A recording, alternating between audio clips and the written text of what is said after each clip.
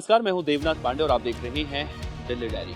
आज केरल के वायनाड के मडुपी में भूस्खलन की वजह से वहां पर त्रासदी देखने को मिली और उसकी चर्चा अब दिल्ली में भी संसद भवन में सुनाई दी। दरअसल केरल में देखा जाए तो मरने वालों का आंकड़ा 84 के पार शाम तक पहुंच गया था।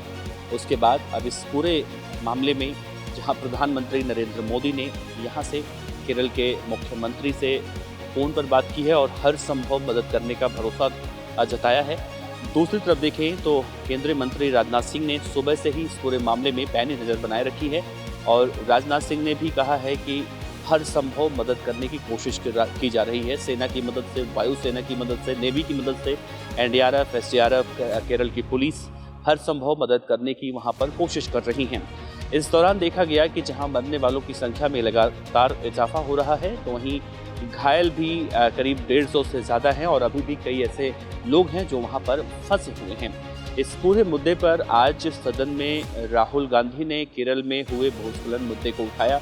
राहुल गांधी ने कहा कि इस तरह से जो भूस्खलन वाले एरिया में इलाके आते हैं उन सब की मैपिंग करने की ज़रूरत है और इस तरह की परिस्थिति वहां पर उत्पन्न होती है तो उसे निपटने की तैयारी भी सरकार को पहले से करनी चाहिए। राहुल गांधी और उनकी बहन प्रियंका गांधी कल हो सकता है कि केरल के वायनाड जा सकते हैं और सभी घायलों से मिल सकते हैं। वैसे देखा जाए तो राहुल गांधी ने केरल के वायनाड से ही संसद लोकसभा चुनाव में उन्होंने चुनाव लड़ा था और न सिर्फ लड़ा था बल्कि उन्हें वायनाड से जीत मिली थी, लेकिन राहुल गांधी ने बाद में इस सीट को छोड़ दिया था। दिल्ली के मुख्यमंत्री अरविंद केजरीवाल की जमानत के लिए आज इंडिया गठबंधन दल के बड़े नेता दिल्ली के जंतर मंतर पहुंचे और उन्होंने प्रधानमंत्री नरेंद्र मोदी के खिलाफ, एनडीए सरकार के खिलाफ प्रदर्शन किया। इस प्रदर्शन में पंजाब के मुख्यमंत्री भगवंत मान, अरविंद केजरीवाल की पत्नी सुनीता केजरीवाल भी मौजूद रही। साथ ही आम आदमी पार्टी के नेता राघव चड्ढा समेत संजय सिंह जैसे तमाम दिग्गज नेता मौजूद रहे। इस पूरे मामले में देखा जाए राहुल गांधी को अगर छोड़ दें तो इंडिया गठबंधन दल के लगभग सभी नेता शामिल रहे।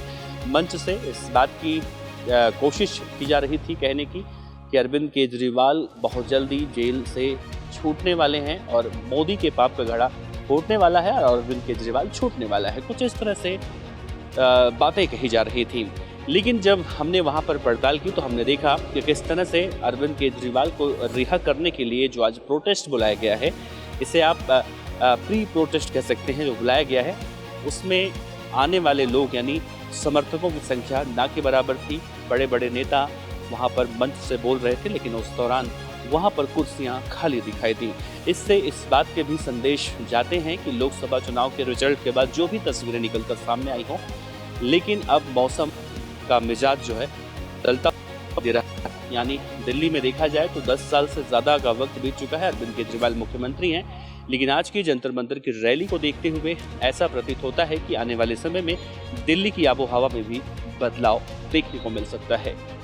दिल्ली के पूर्व मुख्यमंत्री मनीष सिसोदिया के मामले में सीबीआई ने अब सुप्रीम कोर्ट में एफिडेविट दाखिल कर दिया है और सीबीआई ने इस मामले में सुप्रीम कोर्ट से कहा है कि अगर मनीष सिसोदिया की जमानत अभी हो जाती है तो ऐसे में मनीष सिसोदिया बाहर आकर न सिर्फ गवाहों को प्रभावित कर सकते हैं बल्कि देखा जाए तो मनीष सिसोदिया के मामले में जो जांच चल रही है सीबीआई की वो अपने आखिरी पड़ाव पर है और ऐसे में अभी कुछ दिन और मनीष सिसोदिया को जमानत सुप्रीम कोर्ट को नहीं देना चाहिए, जिससे कि पूरी तरह से स्थिति कंट्रोल हो और मनीष सिसोदिया के खिलाफ जितनी भी जांच में सबूत या फिर गवाह इकट्ठा हुए हैं, मनीष सिसोदिया बाहर आकर उन सब से छेड़खानी करने की कोशिश कर सकते हैं। वैसे देखा जाए तो सुप्रीम कोर्ट में कल इस पूरे मामले की सुनवाई होनी थी, लेकिन सुप्रीम कोर्ट ने सीबीआई की बात मानते हुए 5 अगस्त को एक बार फिर से सुनवाई करने की बात कही है।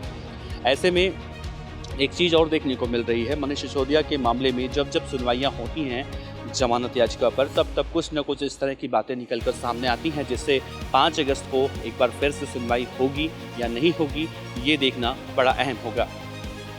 आज राज्यसभा में अमिताभ बच्चन की पत्नी अभिनेत्री और समाजवादी पार्टी की राज्यसभा सांसद भड़क गई।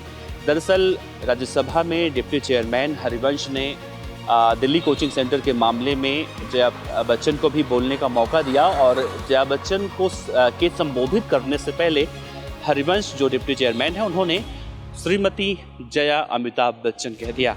इतना सुनने के बाद जया बच्चन पूरी तरह से भड़क गईं और उन्होंने कहा कि अगर सिर्फ उन्हें जया बच्चन कहकर संबोधित किया जाता तो ज़्यादा अच्छा रहता। ज़रूरी नहीं है कि महिलाओं को उनके पति के नाम से ही जाना जाए। महिलाओं की भी अपनी आइडेंटिटी है जो बताना चाहिए उन्हें। उन्होंने भी बहुत उपलब्धियां हासिल की हैं, ये दिखाना चाहिए। हालांकि इस दौरान हरिवंश डिप्टी चेयरमैन समझाने की कोशिश करते रहे कि बोलने का तौर तरीका तो यही होता है, जो लिखा है वही मैंने बोला। काफ़ी हंसते रहे, मुस्कुराते रहे, लेकिन इस दौरान देखने को मिला जया बच्चन काफ़ी ज़्यादा नाराज़ दिखाई दी। बहरहाल दिल्ली कोचिंग सेंटर के मामले में बोलते हुए जया बच्चन ने अपनी संवेदना भी व्यक्त की और काफ़ी इस दौरान वो भावुक हुई। हालांकि ये पूरा बयान इस वक्त हर जगह वायरल हो रहा है और जया बच्चन की इस नाराज़गी के बाद अब अलग अलग तरह की प्रतिक्रिया भी निकल कर सामने आ रही हैं। तो दिल्ली डायरी में इतना ही। देश और दुनिया की तमाम अहम खबरों के लिए आप देखते रहिए हिंद फर्स्ट। कैमरामैन गौरव के साथ देवनाथ पांडे। इस तरह की और वीडियो देखने के लिए हमारे YouTube चैनल को सब्सक्राइब करें और बेल आइकन को दबाना ना भूलें।